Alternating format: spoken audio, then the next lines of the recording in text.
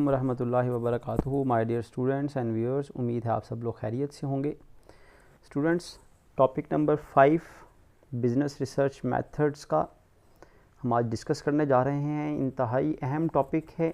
एक तो ये आपको इस सब्जेक्ट के बारे में ओवरव्यू भी दे देगा, secondly paper point of view से भी इम्पॉर्टेंट है, और थर्डली इसमें जो अप्रोच यूज़ की गई है, इस क्वेश्चन की जो अंडरस्टैंडिंग है, ये आपको बिज़नेस रिसर्च मेथड्स को समझने में हेल्पफुल होगी। तो इसका पहले तो टाइटल देखते हैं जी, क्या है। Explain the hypothetico deductive method of business research. Hypothetic deductive method ये क्या है, और वो 7 स्टेप, या इस तरह भी पेपर में पूछा जा सकता है, वो 7 स्टेप्स कौन से हैं साइंटिफिक इन्वेस्टिगेशन के।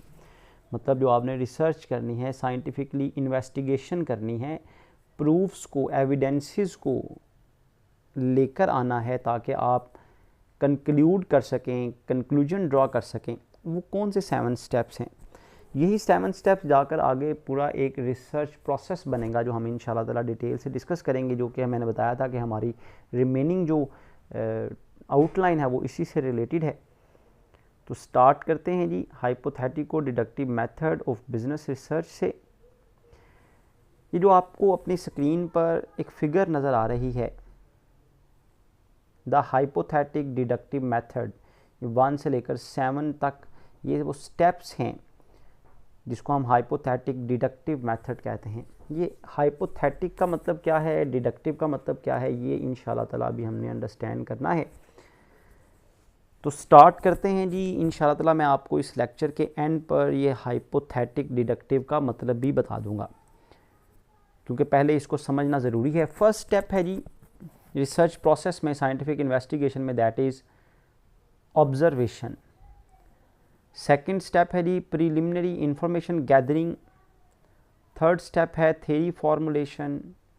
फोर्थ स्टेप है हाइपोथेसिस या हाइपोथेसिसिंग।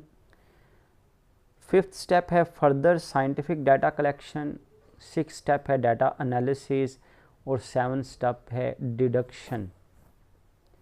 Start with the first step, that is observation. ये रिसर्च प्रोसेस है कि अगर आप इसको अप्लाई करते हैं तो you will conclude your recommendation, कि आप किसी प्रॉब्लम के बारे में इन्वेस्टिगेट कर सकते हैं, वाइएबल सोल्यूशन बता सकते हैं। फर्स्ट स्टेप है जी ऑब्जर्वेशन। ऑब्जर्वेशन क्या है, देखिए ऑब्जर्वेशन क्या है। जब आपने फॉर एग्जांपल आप डॉक्टर के पास जाते हैं, तब जाते हैं जब आप कुछ ऑब्ज़र्व करते हैं कि भाई आपकी तबीयत ठीक नहीं है, आपको फ्लू हो रहा है, आपको पेन है जिस्म के किसी हिस्से में। जब तक आप चीज़ों को ऑब्ज़र्व नहीं करते, आप देखते हैं भाई आपकी स्किन पर एलर्जी हो रही है, उसका कलर फेंट हो रहा है, या कुछ अनयूजुअली हैपनिंग्स होती हैं, आप उनको पहले ऑब्ज़र्व करते हैं, फिर ये रियलाइज़ करते हैं भी आपको डॉक्टर के पास जाना चाहिए। तो जब आपने रिसर्च करनी है तो उससे पहले ज़रूरी है कि भाई आप सेंसिटिव हों। सेंसिटिव मतलब आप हालात को, वाक़यात को, सराउंडिंग्स को देखें, ऑब्ज़र्व करें कि क्या चेंज आ रहा है, क्या चीज़ बढ़ रही है, क्या चीज़ कम हो रही है। तो इसी तरह मैनेजर क्या करता है, सबसे पहले आपने जब रिसर्च करनी है तो आपने पहले ऑब्ज़र्व करना है। वो ऑब्ज़र्वेशन आप इंटेंशनली भी कर सकते हैं, और आपको वो चीज़ें फील भी हो सकती हैं। मतलब आप इंटेंशनली पता चलाएं भाई कि क्या चीज़ें ऐसी हैं जो रूटीन से हटकर हो रही हैं, या आपको खुद पता चल जाएगा भाई ये चीज़ें रूटीन से हटकर हो रही हैं, एम्प्लॉय डिससेटिस्फाइड हैं, कस्टमर डिससेटिस्फाइड हैं, कस्टमर कम हो रहे हैं, सेल्स कम हो रही हैं। ये चीज़ें आपको अपेरेंटली भी नज़र आ जाती हैं। या आप ऑब्ज़र्व करें जी, क्या ऑब्ज़र्व करें जी, सेल्स को बढ़ाना कैसे है। आपने नई ब्रांच ओपन करनी है तो आप ऑब्ज़र्व करें भाई नई ब्रांच की क्या रिक्वायरमेंट्स हैं, नई ब्रांच कहाँ पर ओपन की जाए, इसके बारे में रिसर्च की जा सकती है। तो फर्स्ट स्टेप ये है जी कि ऑब्ज़र्वेशन, आप जो चेंजेस अक्कर हो रही हैं ना आपकी सराउंडिंग्स में, within and outside organization, उनको सेंस करें, उनको अंडरस्टैंड करें, ताकि आप उसके अकॉर्डिंगली उस डायरेक्शन में रिसर्च कर सकें। तो फर्स्ट स्टेप है जी manager observes that changes are occurring in the work environment showing variation in behaviour, कि चेंजेस जो हैं वो वर्क एनवायरनमेंट में हो रही हैं, लोगों का बिहेवियर चेंज हो रहा है, attitudes, feelings, communication pattern and styles change हो रहे हैं, work performance and many other variables. मतलब कई कुछ भी चेंज हो सकता है ना, जैसे मैंने बताया लोगों के behaviour, attitude, feelings, communication style, आपकी वर्क परफॉर्मेंस, आपकी प्रॉफिटेबिलिटी, आपकी सेल्स, आपके जो एम्प्लॉयज़ की सेटिस्फेक्शन लेवल, कस्टमर के satisfaction level, number of complaints का बढ़ना या कम होना, कुछ भी चेंज हो रहा है जो आपकी ऑर्गेनाइजेशन में, आप उसको पहले सेंस करें, उसको पहले अंडरस्टैंड करें, ताकि आप उससे रिलेटेड जो है वो रिसर्च कर सकें। तो फर्स्ट स्टेप है जी ऑब्जर्वेशन। ऑब्जर्वेशन का मतलब manager observes that changes are occurring in the work environment, showing variation in the behaviour, attitude and feeling. Observe करने के बाद आपने क्या करना है, जो चीज़ आपने ऑब्जर्व की, फॉर एग्जांपल आपने ऑब्जर्व की जी सेल्स कम हो रही हैं, या आपने ऑब्जर्व किया कि एम्प्लॉय डिससेटिस्फाइड है, वो हैप्पी नहीं है ऑन ड्यूटी जब वो होते हैं, या वो कस्टमर को अच्छी तरह डील नहीं कर रहे, क्या वजह है, वो क्यों हैप्पी नहीं है, क्यों अच्छी तरह डील नहीं कर रहे। ऑब्जर्वेशन के बाद आपने सेकंड स्टेप है जी प्रिलिमिनरी इंफॉर्मेशन गैदरिंग। आपने ये जो चीज़ ऑब्ज़र्व की है, जो प्रॉब्लम, जो चेंजेस ऑब्ज़र्व किए हैं, उनके हवाले से आप डाटा इनिशियली गैदर करें कि ये चेंज किस वजह से आया है, ये चेंजेस किस वजह से आती हैं, आप इसके हवाले से डाटा गैदर करें। अब ये प्रिलिमिनरी इन्फॉर्मेशन आप कैसे गैदर करेंगे? प्रिलिमिनरी इन्फॉर्मेशन के लिए आप बुक्स को पढ़ेंगे कि सेल्स कम होने की वजूहात क्या हैं, बुक्स इसके बारे में क्या कहती हैं। आप ऑनलाइन रिसर्च करेंगे, लोगों के रिसर्चेस को पढ़ेंगे, जो लोग इससे पहले डिफरेंट कंपनीज इससे पहले रिसर्च कर चुकी हैं कि भाई सेल्स कम होने की वजूहात क्या होती हैं, या एम्प्लॉय के डिससेटिस्फाइड होने की वजूहात क्या होती हैं।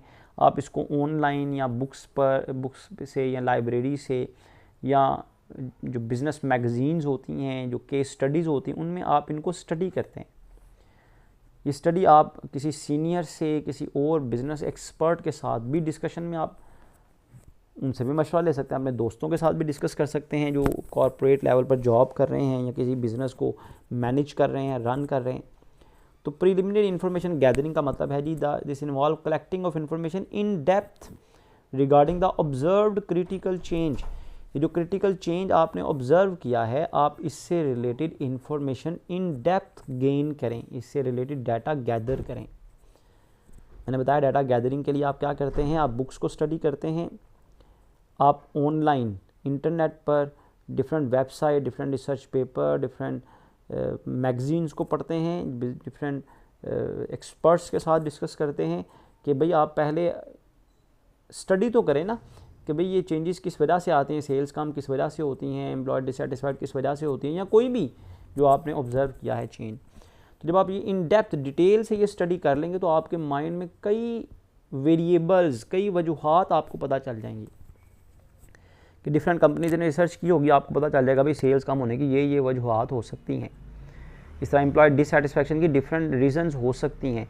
तो एक तरह से ये प्रिलिमिनरी इन्फॉर्मेशन गैदरिंग आपके विजन को ब्रॉड करने के लिए, आपकी सोच को वसी करने के लिए है कि आप जब अपनी ऑर्गेनाइजेशन में स्टडी करें, अपने ऑर्गेनाइजेशन में वजह का पता चलाएं, उससे पहले आप स्टडी कर लें, होमवर्क कर लें, ताकि आप उन सब एंगल्स को मद्देनज़र रखते हुए, उन सब वेरिएबल्स को, वजूहात को मद्देनज़र रखते हुए आप अपनी ऑर्गेनाइजेशन में वजह को मालूम करें।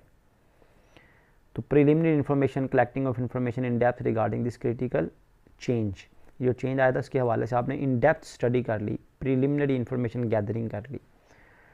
थर्ड स्टेप है थ्योरी फॉर्मुलेशन। थ्योरी फॉर्मुलेशन का मतलब क्या है यहाँ पर? थ्योरी फॉर्मुलेशन का मतलब ये है फॉर्मुलेट करना, बनाना। थ्योरी मतलब आपने एक मौजू बनाना है, एक मजमून बनाना है। थ्योरी बनानी, मजमून बनाना है।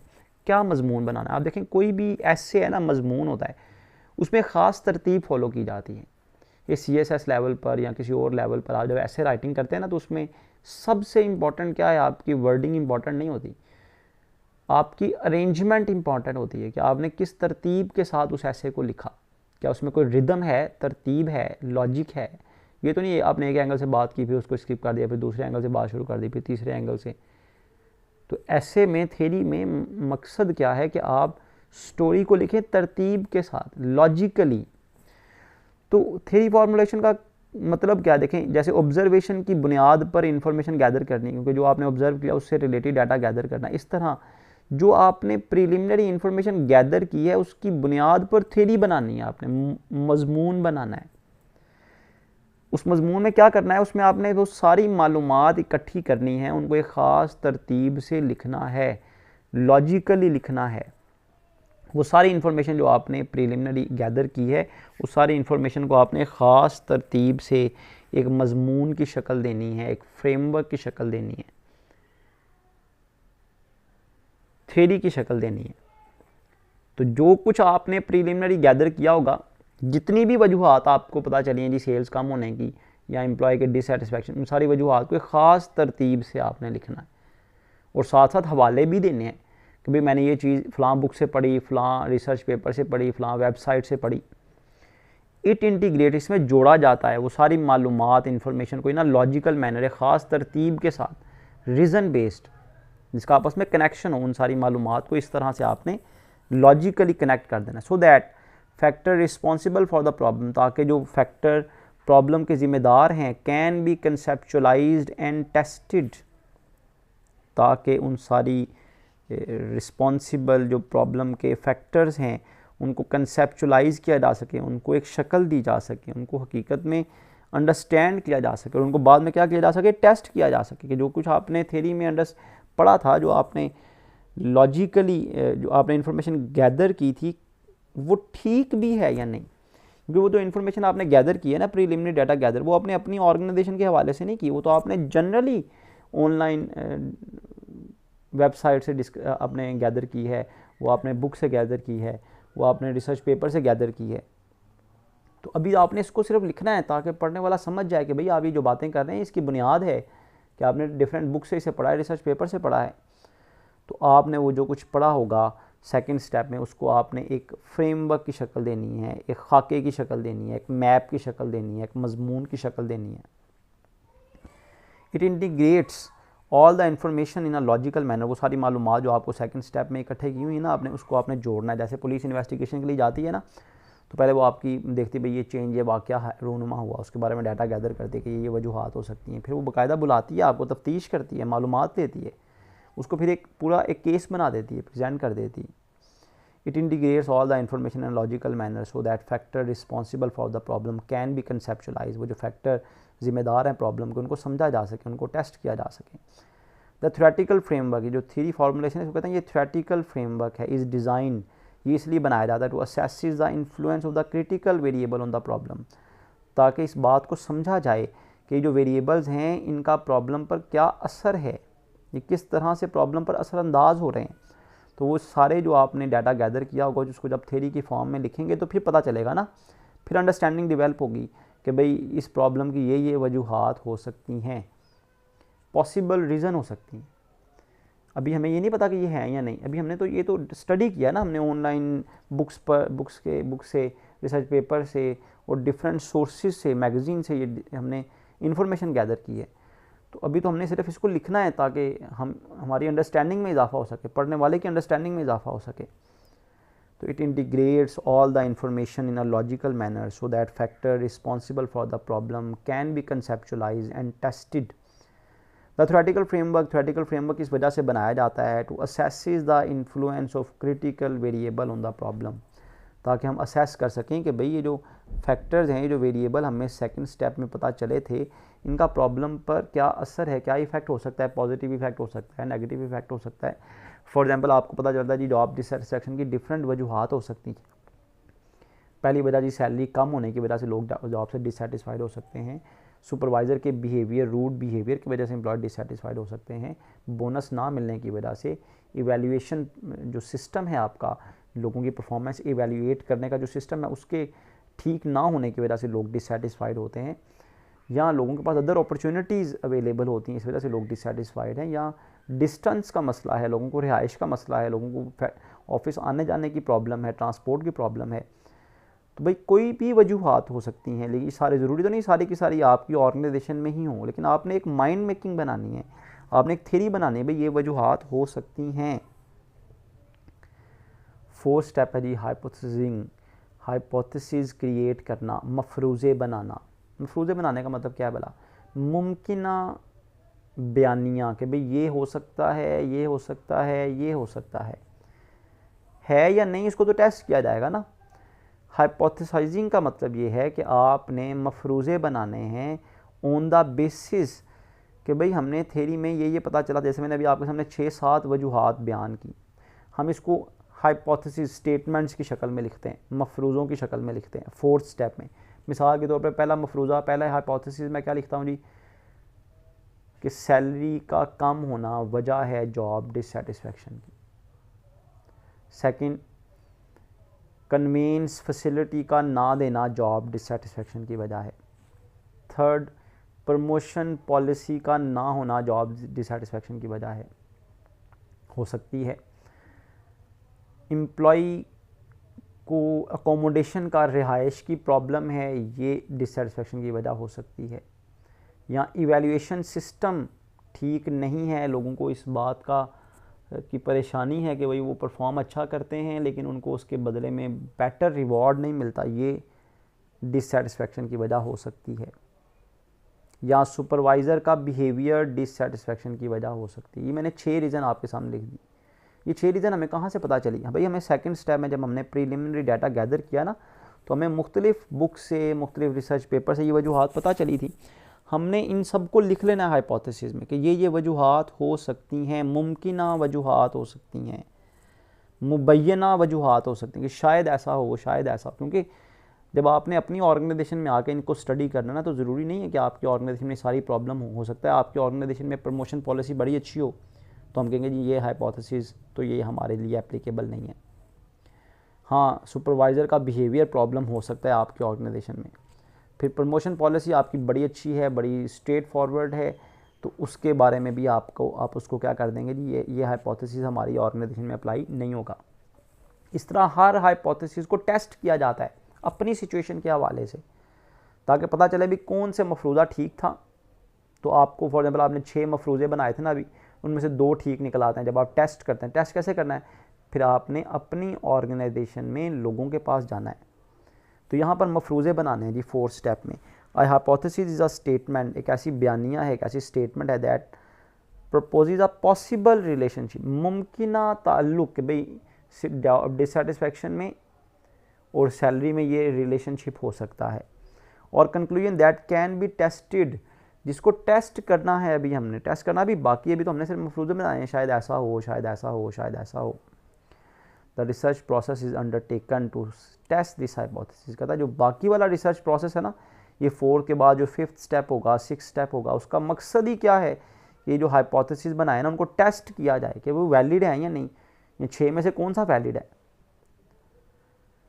तो स्टूडेंट्स और व्यूअर्स बात ज़रा ध्यान से सुनिएगा। ये जो आपने ऑब्जर्वेशन की, फिर प्रीलिमिनरी डाटा गैदर किया, फिर थ्योरी फॉर्मुलेशन की, फिर हाइपोथेसिस जनरेट कर लिए, ये 4 step back to back process steps हैं। जैसे ऑब्जर्वेशन के बाद ही प्रीलिमिनरी इन्फॉर्मेशन गैदरिंग होगी, इन्फॉर्मेशन गैदरिंग के बाद ही थ्योरी फॉर्मुलेट होगी, थ्योरी फॉर्मुलेट की होगी तो उसकी बुनियाद पर हाइपोथेसिस जनरेट करने हैं।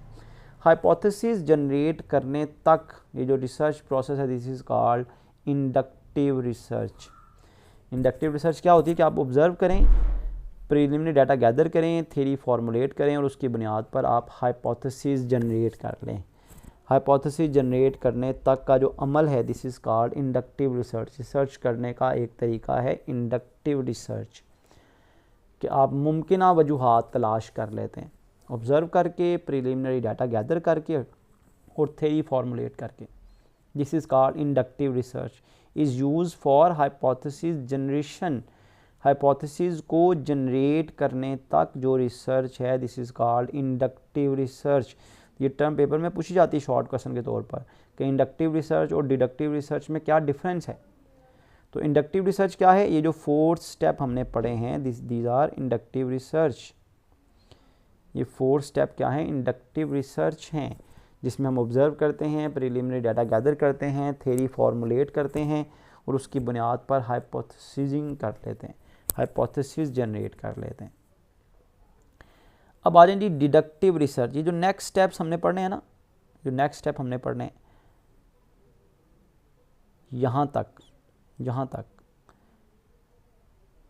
कितने स्टेप्स हमने पढ़ लिए थे? पहले हमने 4 स्टेप पढ़ लिए। 5th, 6th और 7, ये जो डिडक्शन तक है, रिज़ल्ट निकालना, थोड़ा मफरूज़े निकालना, ये है रिज़ल्ट निकालना, this is called deductive portion. तो डिडक्टिव रिसर्च की तरफ अब हम जा रहे हैं जी। पहले हमने एक पार्ट कंप्लीट कर लिया, ये इसी वजह से इसको कहते हैं हाइपोथेटिको डिडक्टिव मेथड, कि आपने हाइपोथेसिस तक करने के बाद हाइपोथेसिस क्रिएट करने हैं, फिर डिडक्टिव। तो एक फेज़ ये हो गया हाइपोथेसिस क्रिएट करने तक, नेक्स्ट फेज़ ये हो गया। नेक्स्ट फेज़ मतलब दूसरा हिस्सा क्या है, ये यहाँ तक। पहले 4 स्टेप एक फेज़ है और नेक्स्ट 3 स्टेप्स दूसरा फेज़ है। तो पहला फेज़ क्या कहलाता है, इंडक्टिव रिसर्च। दूसरे फेज़ पर आ जाएं जी। दूसरा फेज़ क्या है कि आपने जो हाइपोथेसिस जनरेट किए हैं ना, मुमकिना जो बयानी मुबैना तौर पर आपने कहा जी इस तरह हो सकता है, उसके हवाले से अब आपने फ़र्दर साइंटिफिक डाटा कलेक्ट करना है। अब ये फ़र्दर साइंटिफिक डाटा क्या है, एक था प्रीलिमिनरी डाटा। प्रीलिमिनरी डाटा आपने कलेक्ट कैसे किया, प्रीलिमिनरी डाटा आपने कलेक्ट किया था कि वो जो प्रॉब्लम है जो ऑब्ज़र्व आपने किया उसको आपने ऑनलाइन पढ़ना है, रिसर्च पेपर से पढ़ना है, बुक से पढ़ना है, एक्सपर्ट्स के साथ डिस्कस करना है। जबकि ये जो फर्दर साइंटिफिक डाटा कलेक्शन है इसमें आपने क्या करना है, वो जो आपने मुबैना तौर पर हाइपोथेसिस, वो जो मफरूज़े आपने बनाए थे ना, उनको अब आपने अपनी ऑर्गेनाइजेशन में चेक करना है, टेस्ट करना है, उनसे रिलेटेड डाटा गैदर करना है। मतलब आपकी ऑर्गेनाइजेशन की प्रॉब्लम थी, जो एम्प्लॉय डिससेटिस्फाइड थे। अब आपने क्या करना है, अब आपने अपनी ऑर्गेनाइजेशन में अगर 500 एम्प्लॉयज़ हैं तो उनमें से 100 या 50 एम्प्लॉय का सैम्पल लेना है। हर डिपार्टमेंट में से 5-5, 4-6 लोग ले लें, 50 एम्प्लॉयज़ ले लें। अब उनसे 1 बाय 1 उनसे डिस्कस करें, उनसे डाटा गैदर करें। This is called further scientific data. कि आपने आपके 500 एम्प्लॉयज़ हैं, आपने 500 में से 50 का एक सैम्पल ले लिया, हर डिपार्टमेंट में से 5-5, 4-4, 5-5 लोग ले लिए। 50 एम्प्लॉयज़ को अब आपने क्या करना है, 1 बाय 1 उनके पास जाना है। यहाँ तो उनके इंटरव्यू कंडक्ट करें, बड़े ईजी एनवायरनमेंट में, बॉस बनते हुए नहीं बल्कि एक रिसर्चर के पॉइंट ऑफ व्यू से उनसे इम्पार्शियल इंडिपेंडेंट ओपिनियन उनकी हासिल करें। एज अ रिसर्चर उनके पास जाएं। You are not considered at top management. अगर आप टॉप मैनेजमेंट के हवाले से जाएंगे वो तो कभी भी आपको डाटा नहीं देंगे। तो आपने एक रिसर्चर के पॉइंट ऑफ व्यू से उनके पास जाना है, एम्प्लॉयज़ के पास, उनसे पूछना है कि भाई उनकी जॉब डिससेटिस्फैक्शन की वजह क्या है। उनका इंटरव्यू ले लें या एक पेज पर क्वेश्चन लिख कर उनको कहें जी इस क्वेश्चन के जवाब दे दें जिसमें आपने उनसे डिससेटिस्फैक्शन की डिफरेंट वजूहात पूछी होंगी।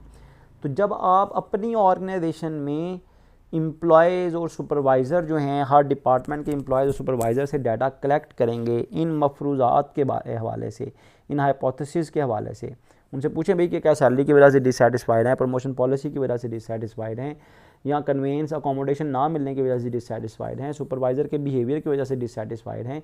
डिफरेंट जो आपने हाइपोथेसिस बनाए थे उनके हवाले से अब उन एम्प्लॉयज़ से पूछें, अपनी ऑर्गेनाइजेशन के एम्प्लॉय से। तो प्रीलिमिनरी डाटा गैदरिंग में आपने क्या किया था, आपने जनरली डिस्कस किया, जो डाटा है वो गैदर किया था बुक से, ऑनलाइन मटेरियल से, मैगज़ीन से। फर्दर साइंटिफिक का मतलब है अब आपने जो हाइपोथेसिस क्रिएट किए हैं उनके हवाले से आपने अपनी ऑर्गेनाइजेशन के एम्प्लॉय से या फैक्ट्री से, फॉर एग्जाम्पल अगर सेल्स कम हो रही है तो आपने किन से पूछना है, सेल्स डिपार्टमेंट के लोगों से पूछना है, सेल्स सुपरवाइज़र से पूछना है, आपने कस्टमर से पूछना भाई वो हमारी प्रोडक्ट क्यों नहीं ख़रीद रहे। तो हर सिचुएशन में आपने डिसाइड करना भाई आपने डाटा किन से लेना है। तो फर्दर साइंटिफिक, क्योंकि हम एम्प्लॉय डिससेटिस्फैक्शन की बात कर रहे हैं तो इसका डाटा हम किससे लेंगे, एम्प्लॉय से और सुपरवाइज़र से। फॉर ईच वेरिएबल, वो जो हर वजह आपको यहाँ पता चली थी, इज़ इन द हाइपोथेसिस में data needs to be collected scientifically. अब आपने साइंटिफिकली मतलब जो सबूतों की बुनियाद पर आपने उससे रिलेटेड जो है डाटा वो गैदर करना है, so that it is valid and reliable, ताकि पता चले भी क्या चीज़ वैलिड है और क्या चीज़ रिलायबल है। Data on every variable in the theoretical framework also need to be collected. हर वेरिएबल, हर वजह जो आपको हाइपोथेसिस में थ्योरेटिकल फ्रेमवर्क में पता चली थी, हर वेरिएबल के हवाले से आप डाटा गैदर करें। तो क्या होगा, डाटा जब गैदर हो जाएगा तो अब आपने उस डाटा को एनालाइज करना है। डाटा एनालिसिस का मतलब क्या है भला, देखिए जी, हमने फॉर एग्जाम्पल 50 एम्प्लॉयज़ के पास गए थे, उनसे हमने डाटा गैदर किया। वो जो 50 एम्प्लॉयज़ ने जो आपको रिस्पॉन्स दिया ना, जो जवाब दिया, अब आपने उसको कैलकुलेट करना है।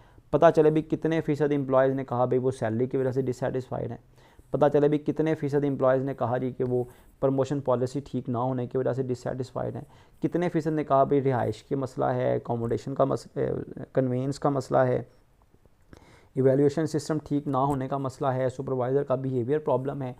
अब आपने उसको सम करना है, उस पर उसकी एवरेज निकालनी है, उसकी परसेंटेज निकालनी है और डिफरेंट स्टैटिस्टिकल फार्मूलाज अप्लाई करने हैं। तो डाटा एनालाइज हो जाएगा, पता चल जाएगा कि इतने फ़ीसद लोग, मतलब 70% लोग इस वजह से डिससेटिस्फाइड हैं कि कन्वीनियंस अवेलेबिलिटी नहीं है, 50% लोग इस वजह से डिससेटिस्फाइड हैं सैलरीज कम हैं, बाकी जो लोग 20% लोग ये भी कहते हैं जी कि हम इस वजह से डिससेटिस्फाइड हैं जी कि प्रमोशन पॉलिसी ठीक नहीं है। फिर एक और क्वेश्चन में तकरीबन 90% ने ये कहा कि भाई हम डिससेटिस्फाइड हैं क्योंकि सुपरवाइज़र का बिहेवियर अच्छा नहीं है। तो आपको पता चलता जाएगा कौन सी वजह ज़्यादा स्ट्रॉन्ग है। तो पता चलता है भाई सबसे ज़्यादा स्ट्रॉन्ग रीज़न ये है डिससेटिस्फैक्शन की, कि एम्प्लॉय डिससेटिस्फाइड हैं इस वजह से क्योंकि सुपरवाइज़र का बिहेवियर अच्छा नहीं है। ये 90% कैसे पता चला? आपने देखा भाई 50 एम्प्लॉयज़ ने जो रिस्पॉन्स किया कितने फ़ीसद ने कहा था, तो पता चला भाई 90% ने ये कह दिया था उस सवाल के जवाब में। अब दूसरे वेरिएबल के बारे में आपने देखना है कि दूसरे वेरिएबल के बारे में कितने फ़ीसद ने क्या रिस्पॉन्स दिया। जिसकी परसेंटेज ज़्यादा होगी जिन जिन वेरिएबल्स की, आप कह देंगे भाई ये हाइपोथेसिस जो है ये टेस्ट हो गए हैं, ये एक्सेप्ट हो गए हैं। और जो हाइपोथेसिस जिनमें कहा जाएगा भाई कि सिर्फ 10% लोगों ने ये कहा या 20% लोगों ने ये कहा, उनको रिजेक्ट कर दिया जाएगा। तो इसको कहते हैं ये हाइपोथेसिस टेस्ट हो रहे हैं। The collected data are statistically analyse to see if the data supports the hypothesis. Statistically मतलब जैसे मैंने बताया ना, एवरेज लेनी है, परसेंटेज लेनी है, ये स्टैटिस्टिकल टूल्स हैं। एवरेज लेना, परसेंटेज लेना, मीन लेना, स्टैंडर्ड डेविएशन लेना, वेरिएशन को देखना। Quantitative data, narrative information through interviews, group discussion and observation से जो आपको इन्फॉर्मेशन मिलती है that is called qualitative data. ये भी इन्फॉर्मेशन आपको जैसे मैंने बताया कि इंटरव्यू से मिलती है। और क्वांटिटेटिव इन्फॉर्मेशन अगर सेल्स का डाटा है, सेल्स के हवाले से आप डाटा कलेक्ट कर रहे हैं, सेल्स के कम होने की वजह भी आप पता चलती है आपको, वो जो आपको इन्फॉर्मेशन पता चलती है वो क्वांटिटेटिव इन्फॉर्मेशन होती है, वो फिगर्स में होती है, अमाउंट में, रुपीज़ में होती है, यूनिट्स में होती है। तो डाटा जो गैदर होगा आप उसे आपने एनालाइज करना। डाटा क्वालिटेटिव डाटा भी हो सकता है, जैसे मैंने बताया लोगों की पसंद नापसंद, उनकी सेटिस्फेक्शन डिससेटिस्फेक्शन, उनकी राय किसी पॉइंट के बारे में। वो डाटा जो है वो क्वांटिटेटिव भी हो सकता है अगर आप सेल्स के हवाले से डाटा कलेक्ट कर रहे हैं तो ये जो डाटा आपको गैदर किया है आपने, अब उसको आपने क्या करना है, स्टैटिस्टिकली एनालाइज करना। स्टैटिस्टिकल टूल मैंने बड़े आसान से आपको बताए हैं, एवरेज ले लेना, परसेंटेज ले लेना, इसके अलावा कई स्टैटिस्टिकल टूल अप्लाई होते हैं। वो जो डाटा एनालिसिस होगा उसकी बुनियाद पर अब आप राय दे देंगे, फाइनल कंक्लूजन दे देंगे। Your final conclusion is called deduction. तो हमने इंडक्शन पहले की, पहले हाइपोथेसिस जनरेट किया, अब हमने डिडक्शन की तरफ चले गए। हाइपोथेटिक डिडक्टिव मेथड, कौन सा मेथड था जी? Hypothetic deductive method. मतलब पहले आपने इंडक्टिव अप्रोच यूज़ की, हाइपोथेसिस क्रिएट किए, यहाँ तक 4th स्टेप तक हाइपोथेसिस क्रिएट किया आपने।